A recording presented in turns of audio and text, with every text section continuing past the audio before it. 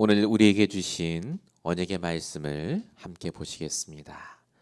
사도행전 18장 1절에서 11절까지의 말씀을 우리에게 주셨습니다. 사도행전 18장 1절에서 11절까지의 말씀을 제가 봉독하도록 하겠습니다. 그 후에 바울이 아덴을 떠나 고린도에 이르러 아굴라라 하는 본도에서 난 유대인 한 사람을 만나니 글라우디오가 모든 유대인을 명하여 로마에서 떠나란 고로 그가 그 안에 브리스길라와 함께 이달리아로부터 새로운지라. 바울이 그들에게 감해 생업이 같으므로 함께 살며 일을 하니 그 생업은 청막을 만드는 것이더라. 안식일마다 바울이 회당에서 강론하고 유대인과 헬라인을 권면하니라. 실라와 디모데가 마게도냐로부터 내려오매 바울이 하나님의 말씀에 붙잡혀 유대인들에게 예수는 그리스도라 밝히 증언하니 그들이 대적하여 비방하길 바울이 옷을 털면서 이르되 너희 피가 너희 머리로 돌아갈 것이요 나는 깨끗하니라.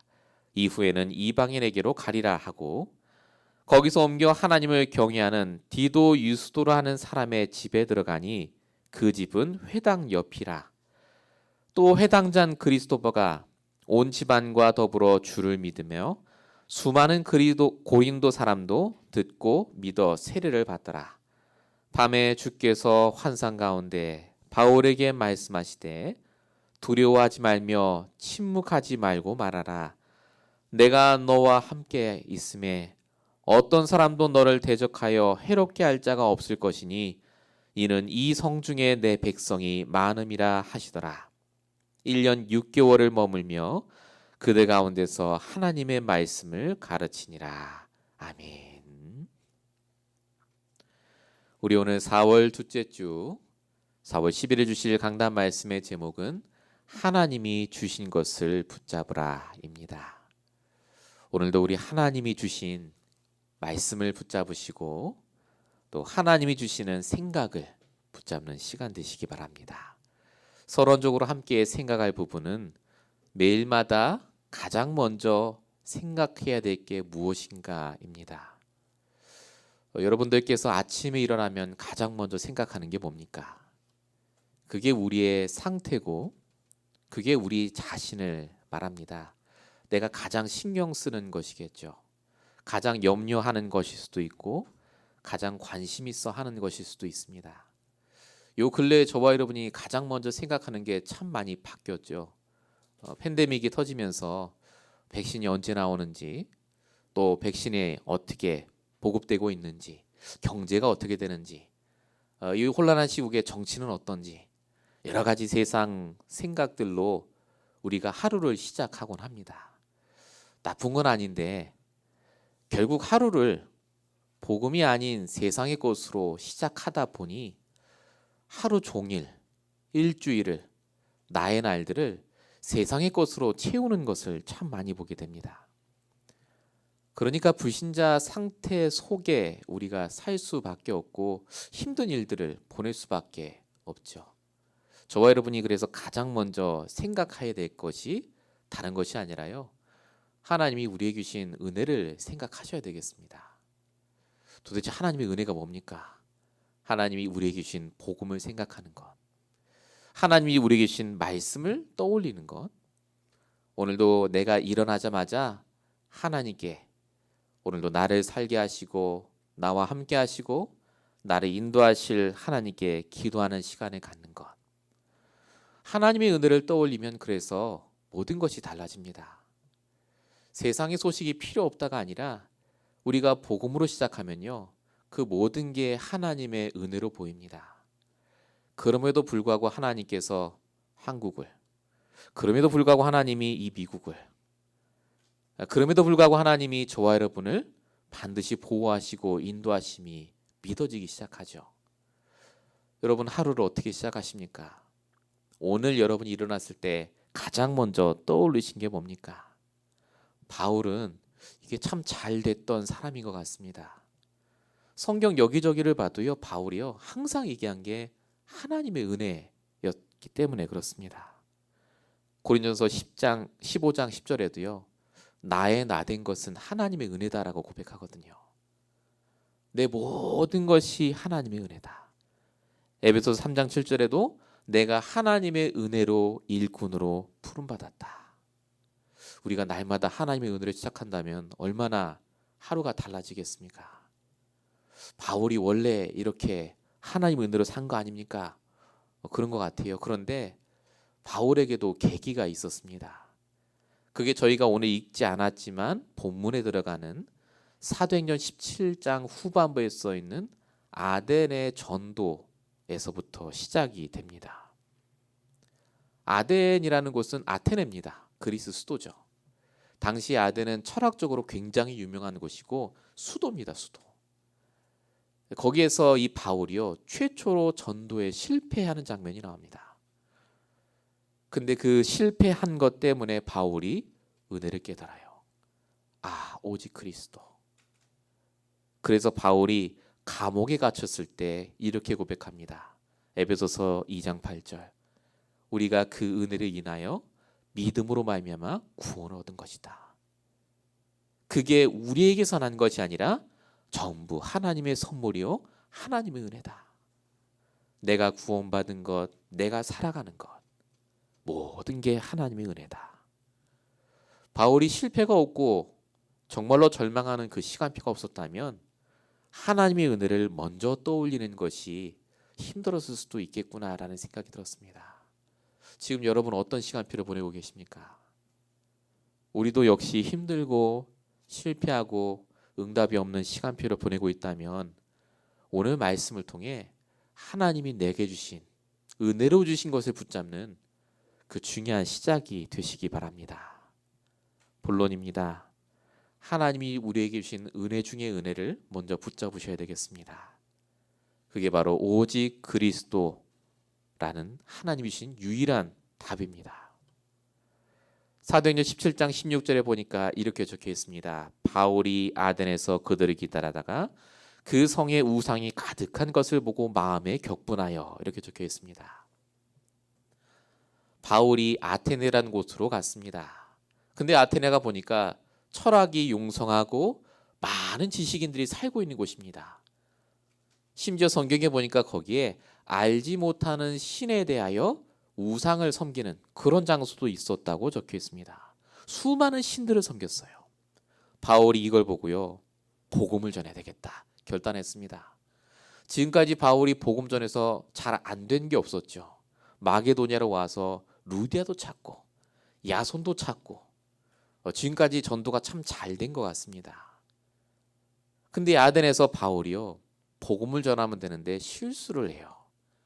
사도행전 17장 후반부를 읽어보시면 아시겠지만 워낙 이 아테네가 철학으로 유명하니까 바울이 자기가 갖고 있는 그 철학적 지식을 갖고 복음을 설명합니다. 말은 하지 않았지만 나도 너희만큼 알고 있고 나도 엄청난 경험을 가진 사람인데 너희가 복음 들어야 돼. 이거였죠.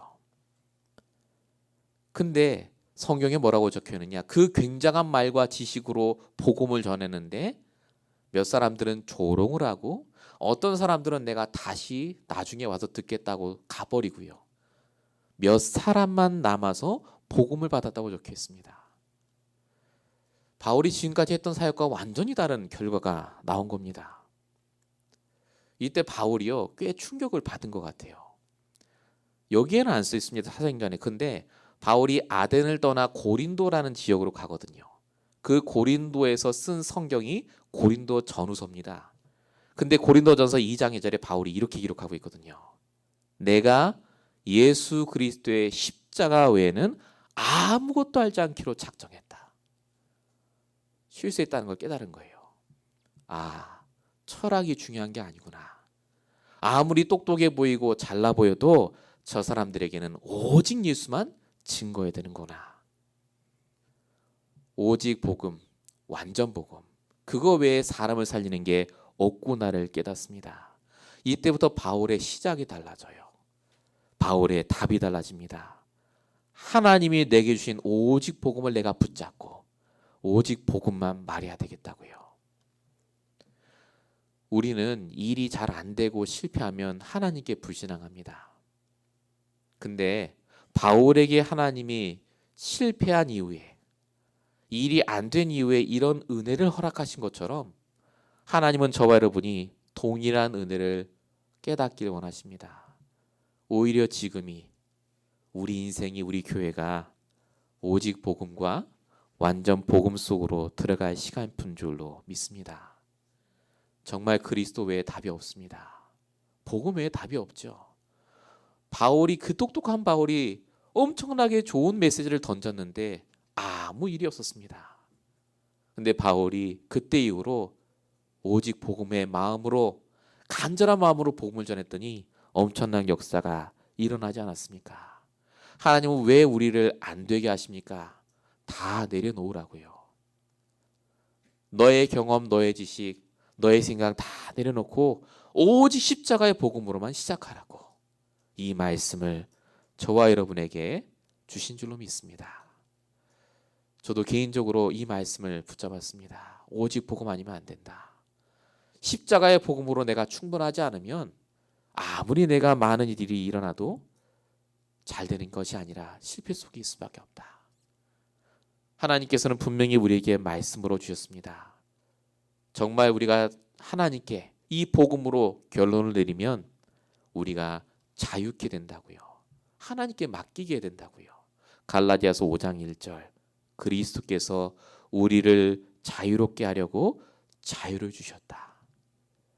하나님이 우리를 세상에 살게 하신 이유는 힘들게 살라고 하신 게 아니라 자유를 주시려고, 정말로 하나님께 내 인생을 맡기는 그 축복을 주시려고, 오직 복음 아닌 모든 생각과 내 경험이 무너지게 하시려고 지금 저와 여러분을 이 시간표에 부르신 줄로 믿습니다. 저와 여러분이 오늘도 그래서 다시 한번 먼저 붙잡으셔야 될 것이 오직 복음입니다. 예수가 그리스도, 나의 모든 문제를 끝내신 분. 저와 여러분이 이 복음을 가진 자이기 때문에요, 문제를 당하는 것이 아니라 정말로 하나님이 주신 은혜를 받는 시간인 줄로 믿습니다. 본론 1번의 두 번째입니다. 우리는 오직 복음을 받고 있습니다마는 그냥 복음이 아닙니다. 능력의 복음을 소유하고 있습니다. 오늘 우리가 읽은 본문 1절에 보니까 이렇게 적혀 있습니다. 그 후에 바울이 아덴을 떠나 고린도에 이르러. 바울이 고린도에 갔다, 그냥 이 말이 아닙니다. 아덴에서 실패를 경험했는데 고린도에 바로 가서 당연히 해야 될 사역을 지속했다는 말입니다.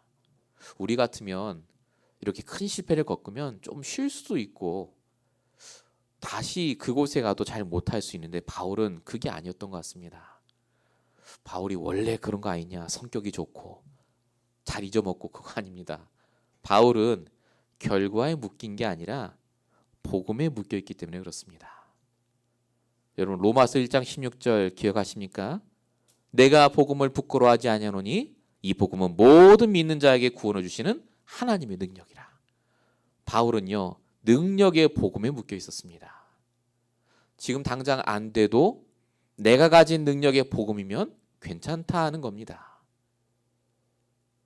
저와 여러분이 가진 복음도 능력의 복음이지 않습니까? 그런데 왜 바울은 이게 되는데 우리는 잘 안 되지 않습니까? 혹시 그 차이가 있습니다. 바울과 우리가 가진 복음은 똑같은데 믿음의 차이입니다. 바울은 분명히 얘기했거든요. 내 안에 나와 함께 하신 하나님을 믿는다고요. 갈라디아서 2장 20절이죠. 바울은 실패 속에서도 하나님을 믿었습니다. 여러분 하나님을 믿으시기 바랍니다. 여러분과 함께하는 하나님은요, 지금도 능력으로 역사하고 계십니다. 여러분 마음속에 실패라고 가져다주는 모든 사단의 세력이 무너지는 시간 되시기 바랍니다. 안 되는 게 아니라 하나님께서 지금 여러분에게 더 크게 역사하고 계십니다.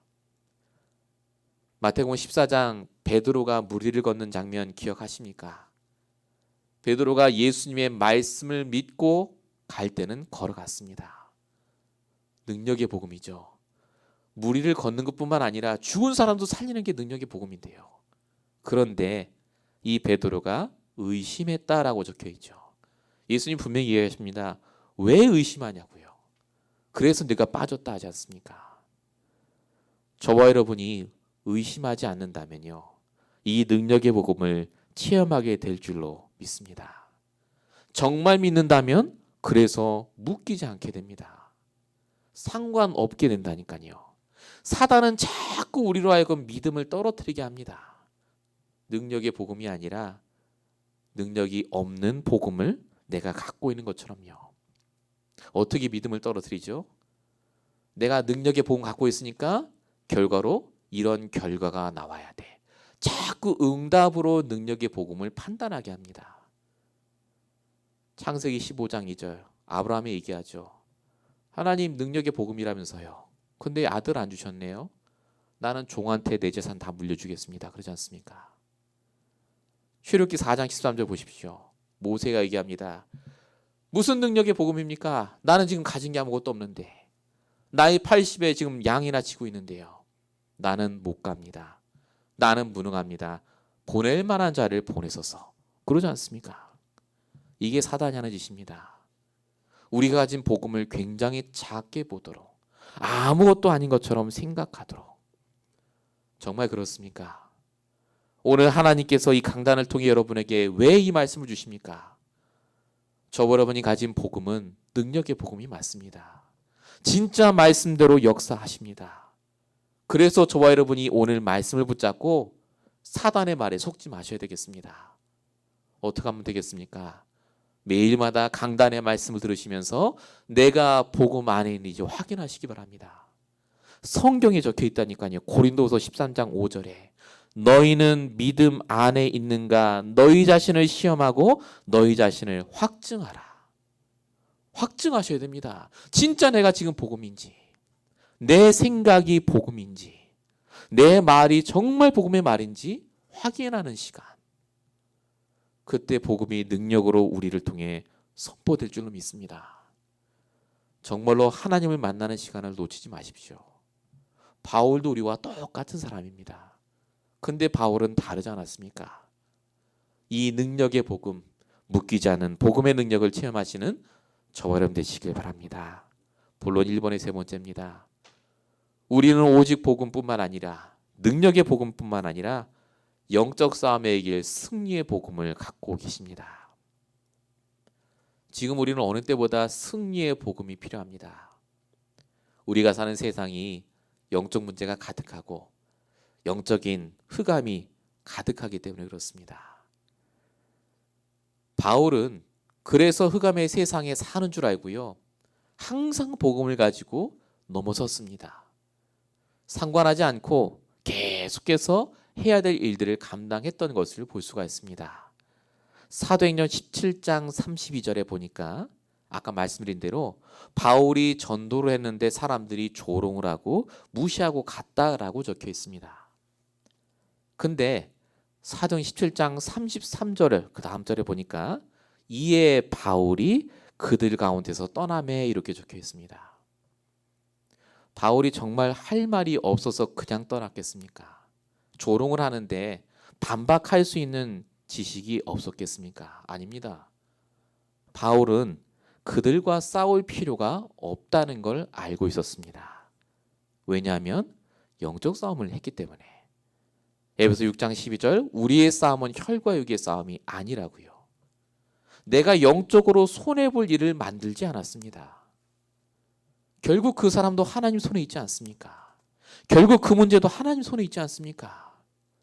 내가 하는 일이 어렵고 왜 저 사람은 저렇고가 아니라 내가 승리의 복음을 갖고 있는데 굳이 저 사람에 묶일 이유가 없고 내가 하는 이 문제에 묶일 이유가 없다라는 겁니다.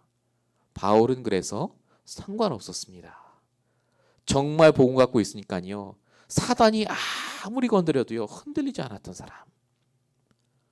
이 복음의 능력을 저와 여러분이 갖고 있습니다. 승리의 복음. 어떻게 해야 우리가 이 승리의 복음을 내 걸로 계속 소유할 수 있습니까? 계속해서 예배에 성공하시면 돼요. 여러분, 요한복음 4장 23절에 분명히 적혀 있습니다. 하나님은 자기에게 영과 진리로 예배하는 자들을 찾으신다고요. 하나님 우리를 찾아다니십니다.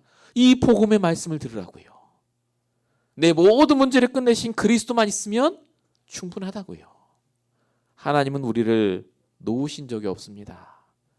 오늘도 이 자리에 모이신 저와 여러분에게, 이 말씀을 인터넷에서 듣는 여러분에게 하나님이 원하는 게 다른 게 아닙니다. 복음을 놓치지 않는 것, 모든 것을 끝내신 복음, 정말로 능력의 복음을, 승리할 수 있는 복음을 날마다 붙잡길 원하십니다. 언제요? 매일 아침마다. 내가 무엇을 시작할 때 우리의 시작이 오직 복음 되는 축복을 누리시길 바랍니다. 본론 두 번째입니다. 하나님이 주신 은혜, 두 번째는 만남의 축복입니다. 하나님이 주시는 만남이 분명히 있습니다. 근데 만남의 가장 중요한 것은 우리의 영적인 상태가 바뀌어야 됩니다. 고린도로 간 바울이 본문 2절에 오늘 읽었습니다마는 브리스가 아굴라 부부를 만나는 장면이 나옵니다. 자, 브리스가 아굴라 부부가 어떻게 왔는지를 성경에 쭉 적어놨죠. 2절에 보니까 글라우디오라는 황제가, 로마 황제가 이탈리아에 사는 모든 유대인들을 쫓아냈습니다. 떠나라 한 고로 그가 그의 아내 브리스길라와 함께 이탈리아로부터 고린도로 온 겁니다. 근데 이때 당시에 이들만 쫓겨난 게 아니라 굉장히 많은 유대인들이 쫓겨났던 걸로 분명히 성경에 적혀 있습니다. 여러분 꼭 아셔야 될 게 아덴과 고린도는 바로 옆 동네입니다. 그러면 이탈리아에서 내려온 사람들이 고린도에만 갔겠습니까? 아테네도 갔겠죠. 근데 바울이 왜 아테네에서는 이런 브리스길라 아굴라 같은 사람을 못 만나고 전도에 실패하고, 고린도에 갔더니 브리스길라 아굴라를 만나고 전도에 성공하게 됩니까? 똑같은 장소, 똑같은 사람인데요. 그 이유는 하나밖에 없습니다. 바울이 바로 오직 복음만 전하겠다 결단했기 때문에 그렇습니다. 내가 오직 십자가의 복음에는 알지 않기로 작정했다. 바울의 영적 상태가 바뀐 거예요. 그 바뀐 바울을 통해서 하나님은 그 지역에 어마어마한 역사를 일으키십니다. 반드시 기억하셔야 될 것은 내가 누구를 만나냐가 중요한 게 아니라 우리의 영적인 상태가 중요합니다. 내 상태가 바뀌지 않았다면 아무리 좋은 사람을 만나도 결과는 똑같습니다. 상처, 원망, 불평입니다. 그런데 내 영적 상태가 정말 복음으로 충분하고 모든 것이고 완전해지면 누굴 만나도 상관없습니다. 똑같은 만남이지만 살아나는 만남으로 바뀝니다. 그 예를 창세기 20장과 21장에 분명히 나오고 있습니다. 아브라함이 창세기 20장에 그랄 왕 아비멜렉을 만났다라고 적혀 있습니다. 불신자예요. 이 아비멜렉 왕이 아브라함의 아내 사라를 데리고 갑니다. 뺏어요. 그런 일이 벌어집니다. 이때 당시에 아브라함의 영적 상태는 굉장히 안 좋았습니다. 그런데 한 장 이후에 창세기 21장에 드디어 이삭이 태어나요. 말씀대로 하나님이 사라를 권고하셔서 이삭이 태어납니다. 영적인 상태가 완전히 바뀝니다.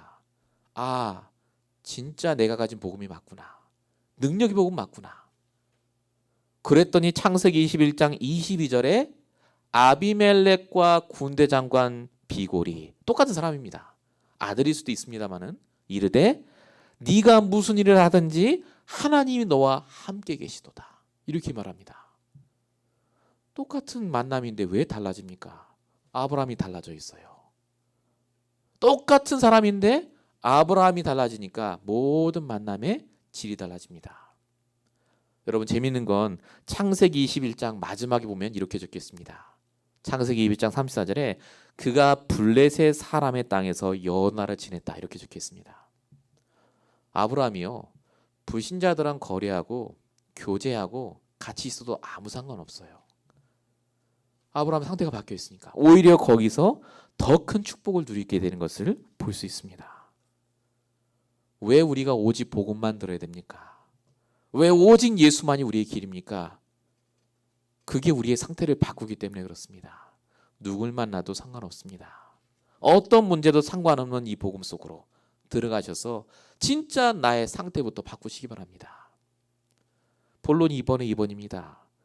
그럼 도대체 뭐가 만남의 축복이란 말입니까? 만남의 축복이란 말은요, 복음 가진 자가 만나는 모든 게 만남의 축복입니다. 성경은 뭐라고 말씀하시느냐? 우리를 위해 합당한 만남을 예비하셨다고 분명히 적혀 있습니다. 우리가 만나는 모든 만남이요, 합당한 만남이요, 필요한 만남.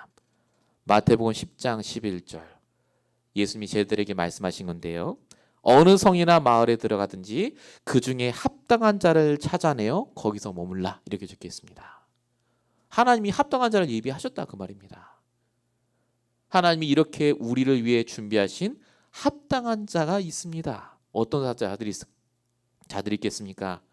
사도행전 13장 48절 영생 얻기로 작정된 자를 우리가 만나게 하십니다. 복음 필요한 사람, 불신자든 신자든 상관없이요, 반드시 우리의 만남을 통해 복음 필요한 사람을 붙여주십니다. 두 번째로 하나님이 우리에게 주시는 합당한 만남이 뭐냐? 사도행전 18장 3절 육신적으로 나에게 필요한 사람 또는 내가 육신적으로 도와줘야 될 사람도 만나게 하십니다. 브리스길라 아굴라가 그런 사람이었죠. 어떤 합당한 만남을 또 만나게 하십니까? 함께 교회를 섬기며 세계복음할 전도 때문에 만나는 축복도 허락하십니다. 그게 루디아, 야손, 브리스가 아굴라 부부 같은 사람이죠. 하나님이 지금 저와 여러분에게 이 합당한 만남을 주시는 겁니다.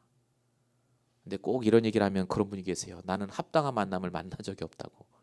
그런 사람 별로 없는데요. 다 날 이용해 먹으려고 하고 나를 힘들게 하고. 여러분, 그 생각 자체가 복음이 아니지 않습니까? 성경은 뭐라고 말합니까? 오늘 본문 10절에 보십시오. 이 성 중에 내 백성이 많이 있습니다. 많이 있다고 적혀 있습니다. 우리가 복음이 아니면요, 복음 붙잡고 있지 않으면요, 합당한 만남으로 안 보이는 거예요. 저와 여러분이 정말로 이 시간 만남을 두고 기도하실 때 여러분의 생각이 복음으로 바뀌도록, 합당한 만남을 내가 만나도록 정말 기도하셔야 되겠습니다. 많이 있다고 하지 않습니까? 우리 교회가 여러분의 모든 삶 속에 분명히 이런 복음과 전도를 위해 내 산업을 위해 준비된 만남들이 많이 있는데 내 상태가 무너져 있기 때문에 못 보는 거 아니겠습니까? 오늘도 우리가 그래서 다시 복음으로 돌아가서 정말로 그리스도 앞에 우리가 힘을 얻는 시간을 가지시길 바랍니다. 자, 본론 세 번째입니다. 하나님이 주신 세 번째 우리 은혜, 바로 천명과 소명과 사명이 있습니다. 말이 다 똑같아 보이고 어려워 보입니다만은 하나하나 우리가 오늘 본문을 통해서 살펴보길 원합니다. 하나님이 우리에게 주신 삶의 목적이 있습니다. 첫 번째가 천명이라는 게 있습니다. 천명이 뭐냐면요, 하나님이 나에게 주신 삶의 궁극적인 목적입니다. 내가 살아야 되는 이유. 바울은 이 천명을 잘 알고 있었습니다. 사도행전 9장 15절 이 사람은 이방인들을 위해 택한 나의 그릇이다. 바울은 나의 천명이 저 이방인들에게 복음을 전하는 것이라고 믿었습니다. 그래서 바울은 돈이 없고 힘들고 핍박이 계속 오는데도 불구하고 오늘 본문 4절에 보니까 안식일마다 바울이 회당에서 강론하고 유대인과 헬라인에게 권면하니라, 이렇게 적혀 있습니다. 그게 나의 삶의 이유니까요. 바울이 돈이 없었습니다. 생업을 같은 부로 같이 천막 만드는 일을 했다고 하지 않습니까? 어려워요. 문제 있습니다. 근데 바울은 자기에게 주신 천명을 깨닫고 내 나이, 신분, 조건에 상관없이 오늘을 승리한 겁니다. 계속해서 하나님이 내게 주신 천명을 먼저 기억하며 하나님이 원하시는 자리에 있었던 겁니다. 이 일이 저와 여러분에게 일어나길 원하십니다. 여러분의 천명이 무엇입니까? 여러분, 내일부터 아침에 일어났을 때 복음을 떠올리시고 나에게 주신 합당한 만남을 생각하시면서 내가 그래서 결국 하나님이 내게 주신 나의 천명, 내가 정말로 해야 될 나의 삶의 이유와 목적을 생각하시고 발견하시는 시작 되시기 바랍니다. 두 번째가 소명이라는 겁니다. 소명이 뭐냐면요, 지금 이 시대에 이 시간표에 나를 부르신 하나님의 뜻입니다. 천명은 내 인생 전체를 놓고 주신 하나님의 뜻이라면 소명은 지금 이 시간표입니다. 왜 하나님이 나를 지금 이 시간표에 우리를 이 LA에 부르셨을까? 그 하나님의 뜻을 깨닫는 것. 바울은요, 이 소명을 너무나 잘 알고 자신의 소명에 따라 현실 속에서 인도받았습니다. 본문 3절, 생업이 같음으로 함께 살며 일을 하니. 바울이 일을 해야 될 시간표니까 일을 한 겁니다. 이상하다고 여긴 게 아니죠. 본문 5절에 보십시오. 바울이 하나님 말씀에 붙잡혀 유대인들에게 예수는 그리스도라 전했다. 바울이 천명이 물론 이방인들에게 복음을 전한 거지만 지금 내 앞에 유대인들이 있어요. 그럼 복음 전하는 겁니다. 당연한 거 아닙니까? 나를 지금 이 시간표에 이 장소에 부르신 하나님의 계획을 깨달으니까요. 너무나 당연한 일을 하는 거예요. 하나님이 지금 저와 여러분에게 이 소명을 허락하셨습니다. 왜 이 팬데믹의 시대에 이 LA에 우리를 여기에 살게 하십니까? 그게 깨달아지면 많은 부분 우리의 기도가 달라지고 우리의 생각이 달라질 줄로 믿습니다. 마지막 세 번째가 사명입니다. 여러분, 사명이란 말은 지금 내가 있는 그 현장에서 내가 해야 될 구체적인 임무를 말합니다. 내게 맡기신 일, 꼭 해야 될 일, 내 학교에서, 직장에서, 가정에서, 교회에서 해야 될 그 일이 사명입니다. 그래서 사명을 감당하라 그 말입니다. 나밖에 못해요 그 일은. 내가 능력이 많고 적음이 아닙니다. 나밖에 못하는 일을 하나님이 반드시 주셨습니다. 오늘 본문을 보세요. 본문 7절과 8절 보시면 이렇게 적혀 있습니다. 바울이 그 고린도에 머무르는데 하필 그 집 앞에 뭐가 있었다고요? 옆에 회당이 있었다고요. 그 장소에 하나님 계획을 발견합니다. 그래서 본문 8절에 회당장 그리스도와 온 집안이 주를 더불어 믿음에 이렇게 적혀 있죠. 회당에 들어간 겁니다. 이 장소에 하나님 계획이 그거니까. 그리고 고린도 사람에게도 복음을 전했다. 이렇게 적혀 있습니다. 여러분이 회당장과 그 고린도 사람들이 나중에 고린도 교회로 바뀌어요. 아테네에서는 전도 실패하고 왔는데 고린도에서는 오히려 교회가 세워질 만큼 엄청난 축복을 받습니다. 이유가 뭡니까? 내가 오직 복음으로 결론 내리고 진짜 만남을 통해 합당한 복음적 생각을 하면서 나의 천명과 사명, 소명, 사명을 발견했기 때문에. 그러니까 쉽게 말하면 복음 하나 붙잡았는데 하나님이요 모든 걸 회복시켜 주신 거 아니겠습니까? 우리가 이번 한 주간 동안 정말로 다시 하나님이 주신 이 복음으로 나를 살리고 현장을 살리고 모든 만남과 생각을 살리시길 바랍니다. 우리가 정말로 이 미국에 살면서 기도해야 될 것이 참 많습니다만은 정말로 이 복음이 끊어지지 않도록 나에게 복음적 생각이 계속해서 일어나도록 여러분 계속해서 기도하시기 바랍니다.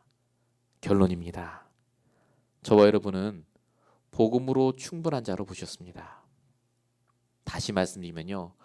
복음으로만 충분해지는 신분으로 우리를 부르셨단 말입니다. 다른 걸로 절대 안 충분해집니다. 이미 알았거든요. 그 세상의 것들이 진짜가 아니라는 걸. 그래서 우리는 복음만 들어야 됩니다. 계속 복음의 말씀을 들으면서 내 안에 복음으로 채우셔야 돼요.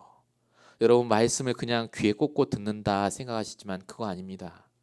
그게 내 영혼을 살립니다. 그게 진짜로 내 삶을 살린다니까요. 우리가 단 하루를 살아도 하나님이 원하는 오늘을 보내야 되지 않겠습니까? 하나님이 원하시는 정말로 다민족을 살리고 사람들을 살리는 그 일에 쓰임받도록 하기 위해서 우리가 날마다 하셔야 될 것 마태복음 6장 33절 먼저 그의 나라와 그의 일을 구하는 저와 여러분 되시길 축원드립니다. 우리 기도하겠습니다. 우리를 은혜로 구원해 주시고 죄악 속에 있던 우리를 전도자로 만들어 주셔서 지금까지 인도하고 계시는 아버지 하나님, 정말로 오직 복음 붙잡은 우리 모든 성도와 함께 하셔서 주님 오시는 그날까지 오직 복음으로 승리할 수 있도록 어떤 것도 넘어설 수 있도록 역사하심을 감사합니다. 합당한 만남을 허락하사 정말로 그 만남 속에 하나님의 뜻이 이루어지게 하시고 우리가 일평생 살면서 감당해야 될 귀한 여러 가지 천명과 소명 사명을 하셔서 정말로 하나님 주시는 일들을 감당할 수 있도록 역사하심을 감사합니다. 어려운 환경 속에서도 정말로 오늘의 힘든 문제 속에서도 오직 복음으로 힘을 얻게 하시고 하나님의 은혜로 감사하게 하시며 우리가 오늘 이 예배에 참석한 것이 얼마나 큰 축복이요 행운인지 깨닫는 귀한 시간 되게 하여 주시옵소서. 한 주간 동안도 하나님과 함께하는 시간을 보내며 충만케 하실 줄로 믿사오고 우리 원하신 예수 그리스도로 감사하며 기도했습니다. 아멘. 모든 것 사라지고 홀로 있을 때에도